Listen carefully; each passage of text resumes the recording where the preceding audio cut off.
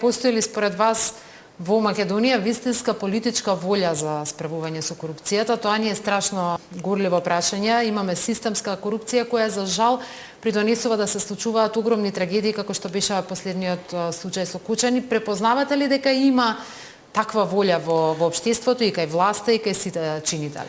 Често го користиме зборот системска корупција, што е вистина во пракса. Неколку настани, како што беше случајот со Кочани, покажаа дека тоа не е резултат на индивидуална одговорност, туку системска корупција. Волјата декларативна ја имаме, секој ден ја повторуваме. Еве во моментов имаме реформска агенда.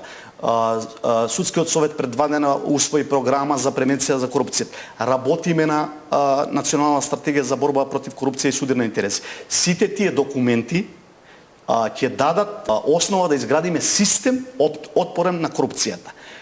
Проблемот е декларираната волја за борба против корупцијата да ја преточиме во пракса.